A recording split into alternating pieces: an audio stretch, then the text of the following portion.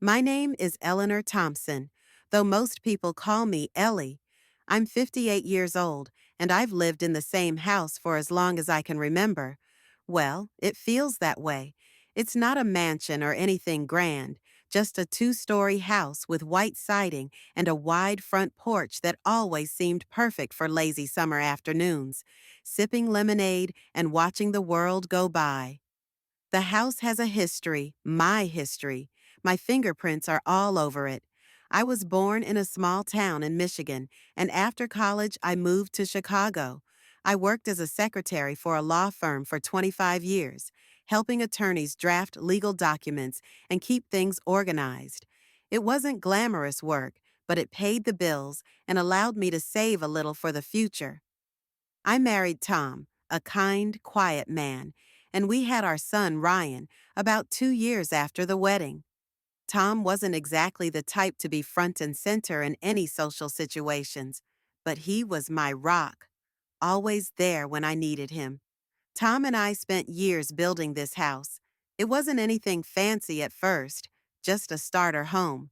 But as time went on, we poured more of ourselves into it.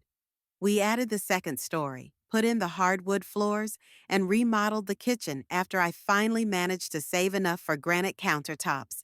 Every room, every corner had something that reminded me of a dream realized. When Tom died 5 years ago from cancer, it shattered me.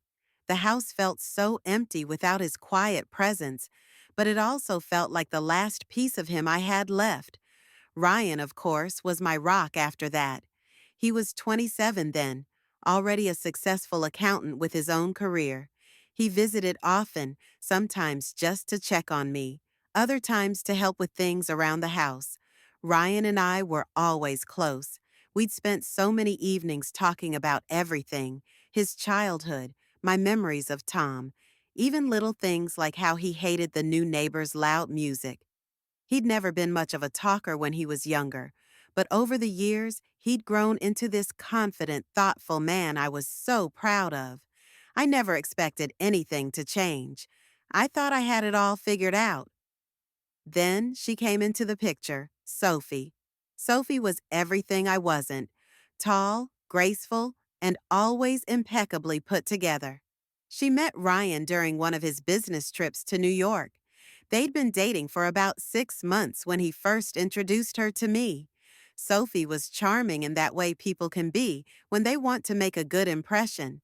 She smiled a lot, spoke just a bit too loudly at times, but I could see that Ryan really liked her. She was intelligent, quick-witted, and had that kind of energy that made her the center of attention wherever she went. At first, I was excited for Ryan. He'd always been so focused on work, and it made me happy to see him with someone who seemed to make him smile like I hadn't seen in years. But there was something in Sophie's eyes, a sharpness beneath the sweetness, that I couldn't quite put my finger on. It wasn't that I didn't like her, far from it, but as the months passed, I started to notice the subtle changes in Ryan whenever Sophie was around. He seemed different, more distant. I shrugged it off at first. People change, relationships evolve, but looking back, I think that's when the seeds of doubt were planted in my mind. Sophie wasn't just a girlfriend. She was a force, and I was starting to feel like a background character in my own life. Still, Ryan was happy. They got engaged about a year after they met, and the wedding was beautiful. We had it at a lovely venue outside the city, with plenty of family and friends. It was a big day for Ryan, and I was proud to see him so happy. But in the back of my mind, I kept asking myself, what was Sophie's plan? At the time, I didn't know what I should have been looking out for. It wasn't long after the wedding that I began to notice little things that set my nerves on edge. At first, they were small, almost insignificant. Ryan had always been a family-oriented guy, always coming over for Sunday dinners, checking in on me after work, or just sitting and chatting about his day. But those visits started becoming less frequent. Sophie didn't like him spending time alone with me, or at least that's what I gathered from the subtle ways she would pull him away. At first, it was just a quiet comment. "We have plans tonight, honey," or "Don't you think we should spend the evening together?" I tried not to let it bother me, but there was a change in Ryan. It wasn't just the time spent together. It was the way he started speaking about the house, and it was Sophie who planted the seed. She'd always been kind, in her own way, but after their wedding, I began noticing the little jabs about how big the house was for someone my age. "You know, Ellie, a smaller place might be so much easier to manage, don't you think?" Sophie said as we sat together for tea one afternoon. "Maybe you'd be more comfortable in an apartment, a little less maintenance, less to worry about." I wasn't sure how to respond. It was a nice, polite suggestion, but something in the way Sophie said it made me feel like it was more than just a casual remark. It felt almost like she was testing the waters, trying to see how I'd react. But I let it slide. I mean, Ryan had always been a part of my life, and Sophie was now his wife. Maybe she just wanted to help me downsize. I brushed it off, but I couldn't shake the feeling that things weren't quite right. It didn't end there. A few weeks later, Ryan brought it up again. "Mom, have you ever thought about moving into a simpler place? You know, maybe somewhere that doesn't require so much upkeep?" Ryan asked as he helped me clear the dishes after dinner one evening. I set the plate down slowly, trying not to let my surprise show. "Why would I need to move? This house has been my home for years. It's all I've ever known." Ryan looked uncomfortable, as if he was treading carefully. "I just think it might be easier on you, that's all. You don't have to worry about the garden or the repairs or—" "I can handle it," I interrupted, my voice sharper than I intended. "I'm not some helpless old woman, Ryan." He seemed taken aback by my tone, and for a moment, we just stared at each other. I could see his hesitation, but I wasn't about to let anyone push me into leaving the home I'd worked so hard to build. But Sophie's influence was growing. Over the next few months, the conversations continued, in one form or another. Sophie would drop by and casually mention how the house really is a bit too much for someone your age, or it would be so much easier to just get rid of all the clutter and start fresh. I began to feel cornered, like they were ganging up on me. Ryan would just sit there, nodding along, agreeing with Sophie. It wasn't like him to just go along with things without expressing an opinion, especially not on something so personal to me. I couldn't help but wonder if Sophie was behind it all. And then there were those quiet, meaningful glances they exchanged when they thought I wasn't looking. The pressure started to wear on me. I began to second guess myself. Was I being stubborn? Was it time to downsize? Maybe Sophie was right. After all, I wasn't getting any younger. The thought of being alone in such a big house as I grew older did unsettle me, but it felt like I was being pushed too hard. Still, I didn't want to cause any trouble. Ryan was happy with Sophie, and I didn't want to be the source of conflict. That's when the documents appeared. Ryan showed up one evening with a folder full of papers, a smile on his face. He told me that Sophie had been working with an attorney to simplify things for me. "This will make life easier, Mom," Ryan said, his voice calm and reassuring. "You won't have to worry about anything. We'll handle everything for you." I looked at the stack of papers. I could barely make out the legal jargon, but Ryan explained it all. It was a power of attorney, he said, something to help them manage the property while I focused on my health and retirement. I was hesitant at first, but Ryan was so convincing. He told me it was just a formality, nothing to worry about. Sophie had spoken to the lawyer, and they thought this was the best way forward. "You trust me, right, Mom?" Ryan's voice softened as he looked at me, his eyes full of that old sincerity. "I'm just trying to make sure you don't have to deal with all the headaches. This way, we'll be able to take care of everything for you. You won't have to lift a finger."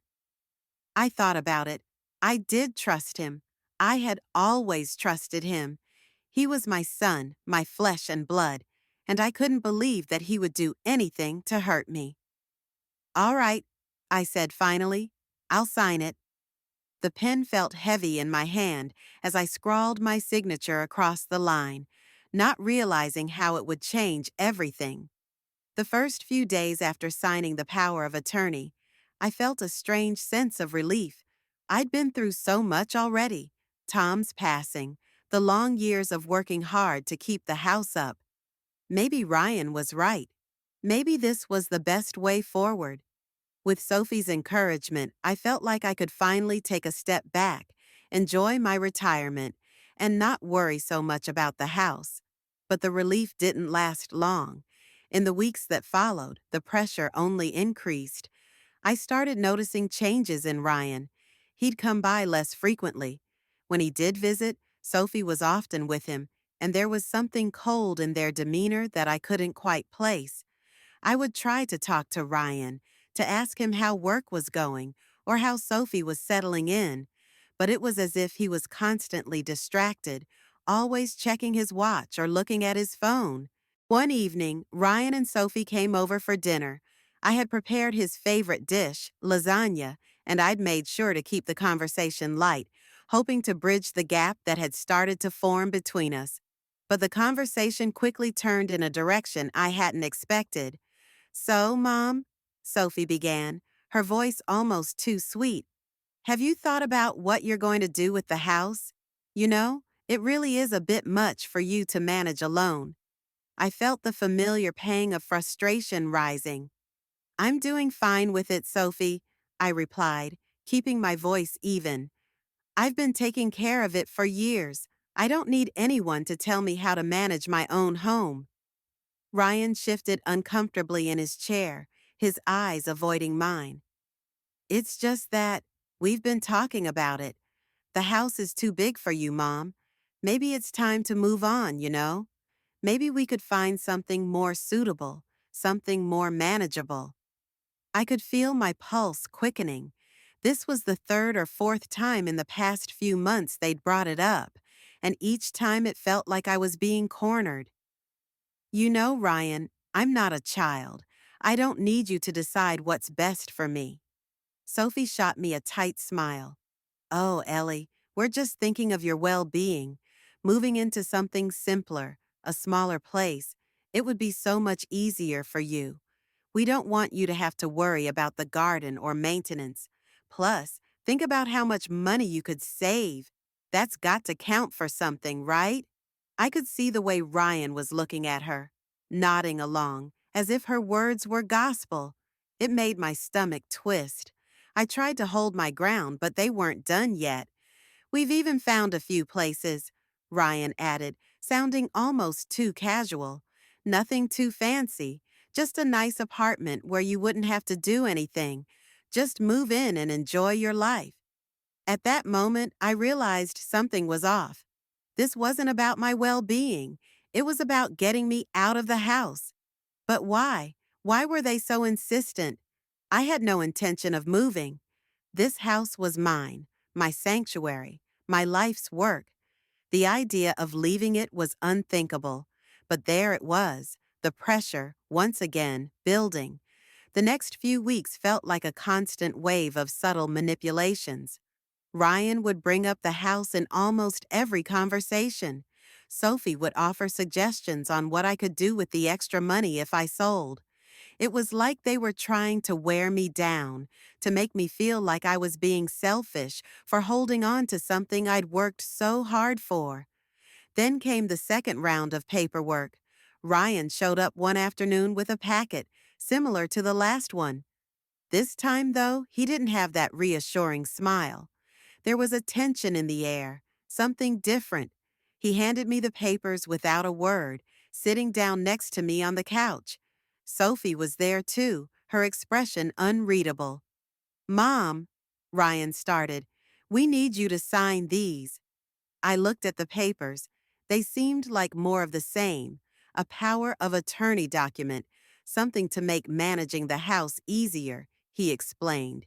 but there was something in the back of my mind that told me I should be cautious. It had happened so quickly last time. I had trusted him before, but something didn't sit right. I glanced over at Sophie, who was watching me intently. Her lips curled into a small, almost calculating smile. I felt my gut tighten. Ryan, I've already signed one of these, I said, my voice tight. Why do I need to sign again? He looked at me with a slight frown. It's just to make things more official, Mom. This is just for the house, to simplify everything. Trust me, it'll make things a lot easier for you. Sophie added in a smooth voice, It's really just a formality, Ellie. It'll make sure everything's handled for you when you're not feeling up to it. You've always said you wanted to take it easy, right? I felt a pang of unease. It was all too smooth, too rehearsed, but I didn't know what else to do. I didn't want to make a scene, and Ryan was looking at me with those eyes. Eyes that made me think of the son I'd raised, the son who had always been my ally. So, against my better judgment, I signed. I never read the fine print. The thought didn't occur to me until later, until after everything had happened, and by then, it was too late. It didn't take long for me to realize something had gone terribly wrong. A few months passed after I signed that second set of documents, and I thought, perhaps naively, that the house was still mine. Ryan had stopped by once or twice, always with Sophie in tow, but the visits were becoming shorter and less frequent. The conversations, too, were becoming more strained. They'd ask me about my health, about how I was feeling, and then quickly shift the topic back to the house. Every time they spoke about it, it felt like a subtle push, like they were waiting for me to give in, to say yes to their plans for my future. I didn't, but I began to notice changes, small things at first. The garden, once well kept and full of blooming flowers, started to wither. The lawn was overgrown. My son, who used to mow it himself when he was young, stopped coming by to help. The once sparkling windows now gathered dust, and the house didn't feel quite as warm and welcoming as it once had. Then came the phone call. It was late one evening, around 9 o'clock, when I picked up the phone. I didn't recognize the number, but I answered anyway, expecting it to be a telemarketer or some kind of automated message. But when I heard the voice on the other end, my heart skipped a beat. Hello, Mrs. Harris. The voice was calm, almost too calm. Yes, who's this? This is Kevin Donnelly, an attorney representing the new owners of your property. I wanted to inform you that the sale of your house has been finalized and the funds have been transferred. My stomach dropped. What do you mean, the sale? My house isn't for sale. Who authorized that? There was a pause on the other end, and when Kevin spoke again, I could hear the impatience creeping into his tone. It's been taken care of, ma'am. Your son, Ryan Harris, signed the necessary documents, including the power of attorney. He has full control over the property. I froze. My mind was reeling, trying to process what was happening. My son? My own flesh and blood? How could he do this? How could he sell the house I had built with my own hands, the house that held the memories of every moment I had lived in it? Wait, I said, panic rising in my chest. Ryan can't do this. He can't sell my house. I never agreed to that.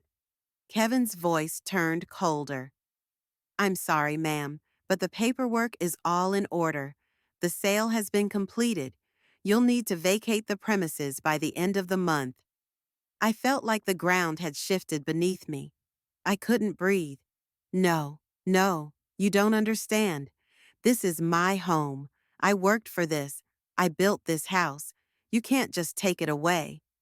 I'm afraid it's out of my hands now, ma'am. You'll have to discuss this with your son. The line went dead, and I sat there in stunned silence, the weight of what had just happened crashing down on me. I didn't know what to do. I couldn't understand how this was even possible. How had Ryan, My own son, done this to me. I dialed his number immediately, my fingers shaking as I pressed the buttons. It rang for what felt like an eternity before he finally picked up. Hey, Mom. Ryan's voice was casual, as if nothing had happened. What's up? What the hell is going on, Ryan? I hissed, my voice trembling with rage. I just got off the phone with the attorney. They've sold my house, Ryan. You sold my house. How could you do that? There was a long silence on the other end. I could hear Ryan shifting, but he didn't speak right away. Mom, calm down, he finally said. It was the best thing for you. Sophie and I thought it would be better for you. The house was too much for you. You couldn't keep up with it anymore. We're just looking out for you. I could hear Sophie's voice in the background, low and soothing, trying to pacify me. Ellie, it's for the best. We've been talking about it for a long time. This will be so much easier for you. You'll be happier in a smaller place. You won't have to deal with all the stress of maintaining this big house. My heart was pounding in my chest. You don't get it, Ryan. This is my home. My memories are here. You don't just take someone's house away like that, especially without telling them. I trusted you. Ryan's tone shifted, turning defensive. You don't understand, Mom. We're trying to help you. You need to let go. This isn't your home anymore. You signed the papers. You agreed to it. You knew what was happening. I felt as if the floor had been ripped out from under me. The betrayal hit me like a physical blow. The papers, the power of attorney. It all made sense now. Ryan and Sophie had worked together, used my trust against me. They had manipulated me, coerced me into signing away my life's work. But how could I have been so blind? How had I allowed myself to be convinced so easily? Ryan, you better listen to me, I said, my voice shaking with fury. You're gonna fix this. You're gonna reverse this sale, or I'll make sure you regret it. Ryan sighed heavily, his voice filled with frustration. Mom, this is done. There's nothing you can do. It's over. And just like that, my world had been torn apart. The house was no longer mine, and neither was my son, not in the way I thought. I hung up the phone, my hands trembling. The house, it was gone. I had been betrayed by the two people I trusted most. But I wasn't done. Not yet. Not by a long shot. It was time to fight back. I sat there in my living room, staring at the walls that had witnessed my entire life. This house, every corner of it, held my memories. My son's first steps, our family dinners, the birthdays, the quiet nights by the fire. And now, it felt as though those memories were being ripped away from me. But there was one thing I knew for sure. I wasn't going down without a fight. For the first few days, I felt a kind of numbness take over. I didn't know where to turn, who to talk to, what to do. It was like I had been knocked out cold, but the worst part was I didn't even know how to get back on my feet. I didn't have a plan, didn't know how to fix this. All I knew was that I had to do something. I couldn't turn to my friends. They didn't know the real story. They would just tell me to move on, to accept the change. But how could I? This was my home. This was my life. They couldn't just take it from me. I reached for my phone. There had to be a way to fight back. I had to find someone who understood the law, someone who could help me understand how I had ended up in this mess. I did some searching online and found a lawyer, one who specialized in real estate and family disputes. I called him up, explained the situation, and made an appointment to meet him the next morning. When I walked into his office, I was greeted by a man in his mid-40s, sharp suit, with a serious look on his face. His name was Greg Patterson. He had a calm, collected demeanor, which was exactly what I needed. He listened carefully as I recounted everything that had happened: Ryan's manipulation, Sophie's constant pressure, the power of attorney I'd signed without fully understanding what it meant. When I finished, he sat back in his chair, his fingers steepled together in thought. You made a mistake, Mrs. Harris, he said gently, but you're not without options. You didn't give up your home entirely. Not yet. What do you mean? I asked, hope stirring in my chest. You see, when you signed the power of attorney, it's possible that there was a loophole. The documents weren't filed correctly, and there may have been issues with how the property transfer was executed. That could mean this sale wasn't entirely legal. I exhaled a breath I didn't know I was holding. You mean, there's a chance I can get the house back? It's not a guarantee, Greg said, his voice soft but firm. But it's worth pursuing. The first step will be to examine the documents you signed closely, especially the power of attorney. If there's anything off about the way it was formalized, we can use that to challenge the sale. I nodded, feeling a flicker of something I hadn't felt in days: determination. Greg took down all the details and promised to start working on it right away. I didn't have time to waste.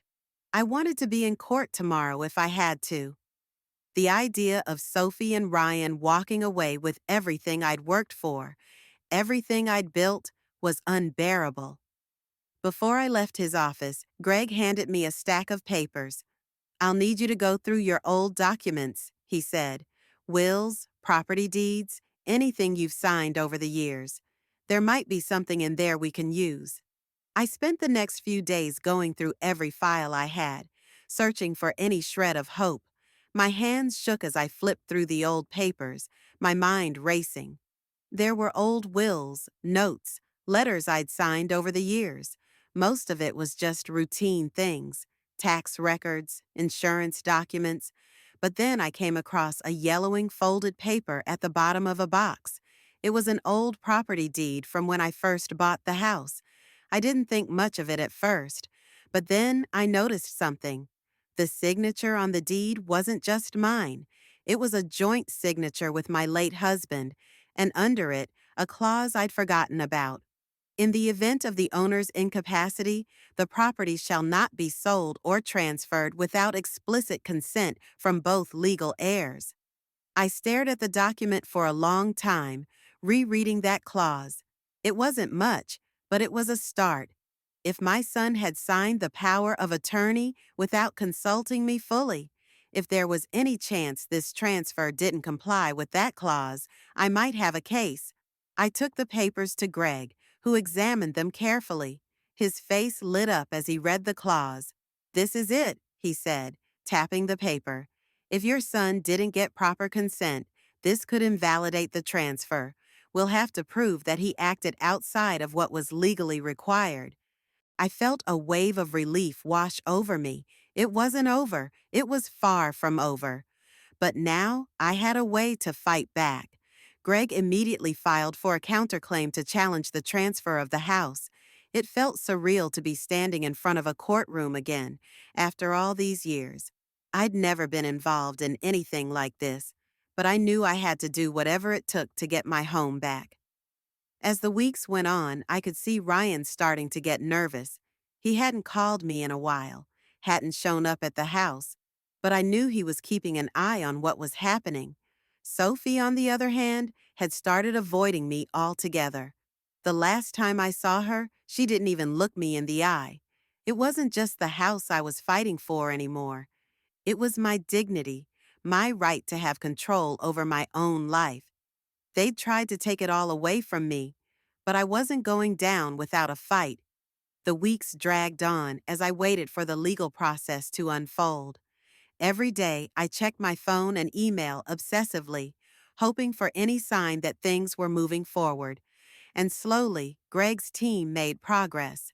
The more they dug, the more errors they uncovered in the transfer. It was like peeling back the layers of a rotten onion, each discovery more sickening than the last.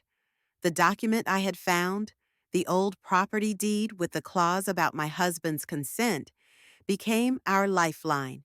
Greg was right. There were glaring irregularities in how the power of attorney had been handled.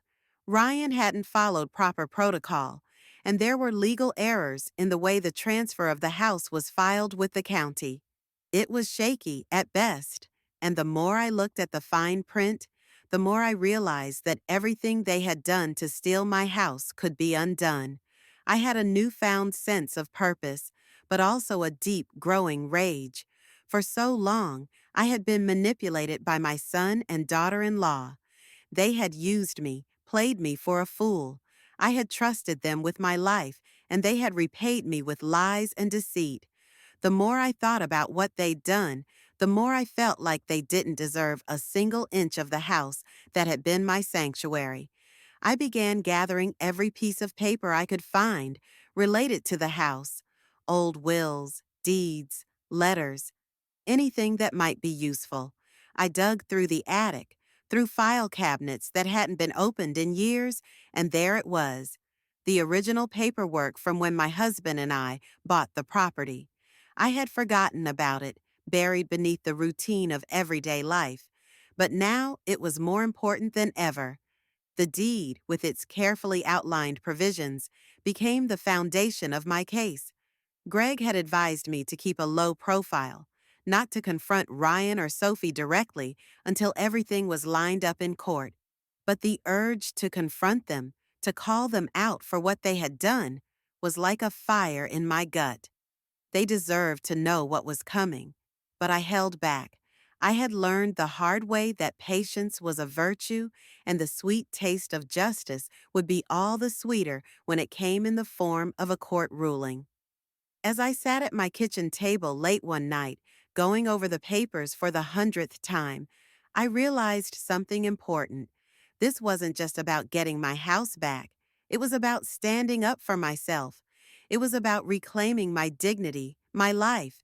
They had tried to take everything from me, but I wasn't going to let them. The lawyer's office called the next day with the news. The court date had been set. It was only a few weeks away. My heart skipped a beat. This was it, the moment of truth. I had spent months stewing in anger, working tirelessly with Greg to make sure we had all our ducks in a row. Now, the time had come. The night before the court hearing, I sat in my living room, alone, looking out the window at the house that had been the center of my world for so many years. The soft glow of the lamps in the living room reflected off the walls, reminding me of all the memories I had with my son here, all the years of laughter, love, and even the arguments. This house had been everything to me, and I was going to get it back. I thought about Ryan, my boy, my flesh and blood. I had raised him, given him everything I could, and this was how he repaid me, by helping Sophie, who I had once accepted as family, take what wasn't hers. I couldn't forgive him for that. Not yet. Maybe not ever. But the truth was, I wasn't just angry at Ryan or Sophie. I was angry at myself for being too trusting, for being too naive, for thinking that love could protect me from people who were only out for themselves. But now I was wiser, and I was going to make them pay. I didn't sleep that night. I couldn't. My mind kept racing with thoughts of the next day, the courtroom, the confrontation, the possibility of justice. Would the judge believe me? Would they see through the web of lies Sophie and Ryan had spun? I had no doubt in my mind that I was in the right, but I couldn't help but feel a twinge of doubt. This wasn't going to be easy, but as I stood there looking out at the house, I made a promise to myself. I wasn't going to lose, not this time. This was my home, my life, and I was going to fight for it, no matter what it took. The next morning, I dressed carefully in a black skirt and a simple blouse, something professional, but not too flashy. I wasn't here to make a scene. I was here to win. As I walked out the door, I felt a rush of emotion. The courtroom would either restore what had been stolen from me or be the final nail in the coffin. I wasn't sure which way it would go, but I was ready for whatever came next. As I pulled into the courthouse parking lot, I saw Ryan and Sophie standing outside. They looked like they were in the middle of a conversation, but when they saw me, Their expressions froze. I wasn't sure if it was guilt or fear in their eyes. They must have thought I was going to back down, or maybe they had no idea how hard I'd been working to take my house back. But as I walked toward them, my steps were steady. I didn't say a word. I didn't need to. My silence spoke volumes. The courtroom was cold and sterile, its harsh fluorescent lights casting everything in a dull, unforgiving light. As I entered, I felt the weight of the room press down on me. My hands, which had once shaken with fear and doubt, now felt steady. I wasn't just a woman fighting for her property.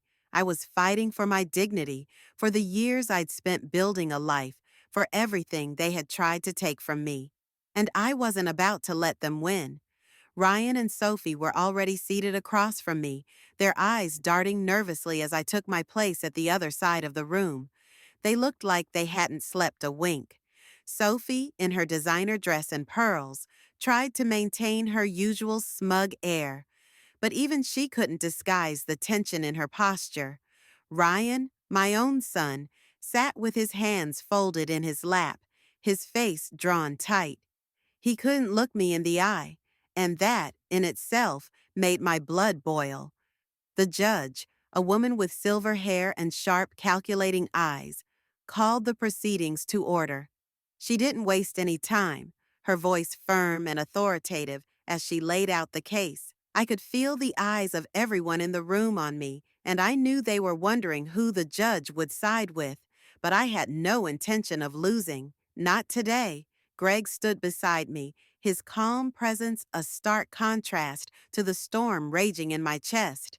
He had been a godsend through this whole ordeal, offering advice, guidance, and unwavering support.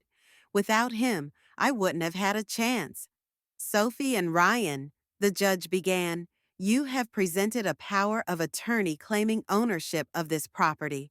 But it is under question whether this document was legally executed. Mrs. Carter, she turned to me, can you explain why you believe this transfer is invalid? I took a deep breath. This was it. My moment to speak my truth. I stood up, my voice surprisingly steady. Your Honor, I'm not here to accuse anyone of anything. I'm here because I've lost what I worked my entire life to build. This house is all I have left from my late husband. It's where I raised my son, where we made memories. And now I've learned that my son, whom I trusted with everything, allowed his wife to manipulate him into taking it from me. I paused, my heart hammering in my chest. I signed that power of attorney believing it was only for management purposes. I didn't know it would give them control over my home. I trusted my son to do the right thing, and I was wrong. Sophie's eyes narrowed. She shot me a cold smile, but I didn't flinch. The truth was stronger than her venom. Ryan, however, looked like he was about to explode. He opened his mouth to speak, but the judge raised her hand, silencing him. Mr. Carter, she said, her voice icy, this is not your time to speak. I suggest you let your attorney handle this. Ryan slumped back in his seat, his eyes dark with frustration. He had no more excuses left. His wife had already said her piece, and now it was his turn to face the consequences of his actions. Greg stood up and addressed the judge. Your Honor, we have evidence that this power of attorney was signed under duress and with improper legal procedures. Mrs. Carter, who is in her right mind and of sound body, was misled by her son into signing documents she didn't fully understand. The power of attorney has several legal inconsistencies that make it invalid, and we are requesting that the court annul the transfer of property based on these grounds. I watched as the judge took note of Greg's words. She scribbled something down on her notepad, her eyes flicking between Greg and Sophie. This wasn't going as they had planned. Sophie's lawyer stood up next, trying to defend the power of attorney, but his words were weak and unconvincing. He argued that I had willingly signed the document, that I had been in full control of my faculties. But Greg had prepared for this. We had already found the loopholes, and it was clear to the judge that they were grasping at straws. The minutes ticked by, the tension in the room thickening with each passing second. I could feel the walls closing in, but not in a suffocating way. No, this was different. This was the feeling of finally taking control of a situation that had been spiraling out of my hands for months. The power was shifting, and I was ready for it. After what felt like hours, the judge finally looked up from her notes, her face unreadable. "I've heard enough," she said, her voice cutting through the silence. "I will review the evidence and render my decision shortly." The next few minutes were agonizing. I sat there, my heart pounding in my chest, waiting for her to come back with her ruling. I could feel Ryan's angry gaze on me, but I refused to meet it. This was no longer about him. It was about me. Finally, the judge returned to the bench. She held up a thick file of papers, our evidence, our counterclaims, and looked at both sides before speaking. "After reviewing the evidence and the documents presented in this case, I have concluded that the power of attorney was indeed executed improperly.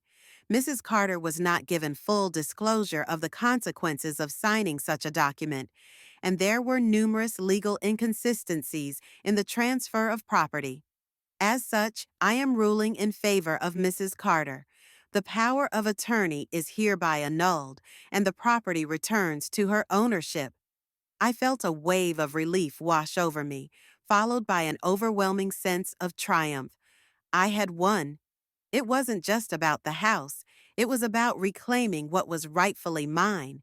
Ryan looked like he had been slapped in the face, his jaw clenched as he turned to Sophie, who was now sitting with her hands folded tightly in her lap. Their eyes met, and for a moment, I saw the first flicker of fear in Sophie's face. She had lost.